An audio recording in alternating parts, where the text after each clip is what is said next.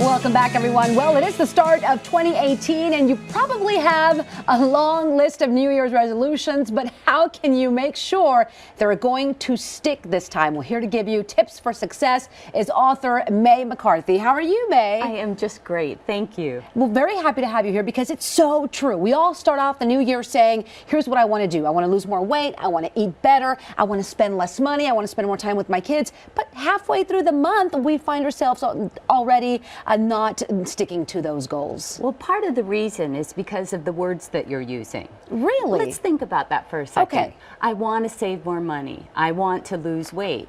Really, what's happening in your subconscious is that if you're using the words I want to, and your goal is to be wanting to, you've already achieved it. You're already in a state of want. Okay. So a way that you can keep yourself motivated to achieve more of what you desire are just a few things. First of all, change your words to describe what your life is like after you have achieved that goal.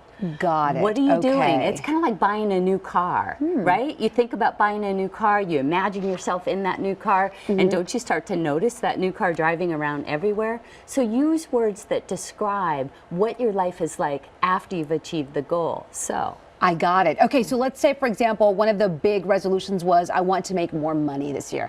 How would you rephrase something like that? you would use gratitude as your key. So you would say, I'm so grateful that I am financially free with a overflowing bank account and that I'm easily able to afford all of my living, giving, and entertainment expenses. Got it. Okay. What about people who want to find their new love this year? People who want to find the love of their life. How would you phrase something like that? So again, instead of saying I want to fall in love, you would say I am so grateful that I am in love with the perfect partner who I love to spend time with and share exciting adventures with.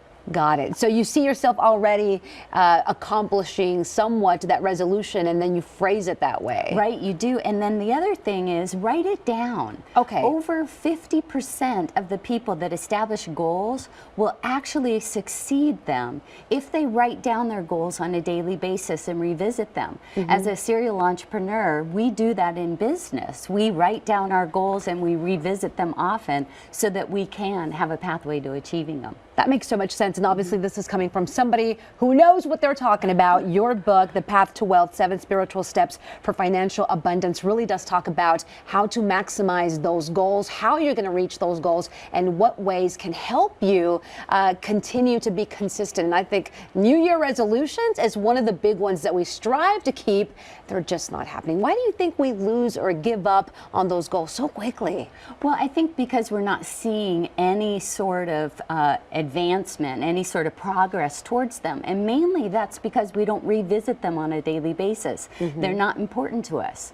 The second thing is many people start to describe what they don't want, thinking that they're describing what they do want. I don't want to be in debt anymore. I don't want to be alone. I don't want to be unhealthy and eat too much or drink too much.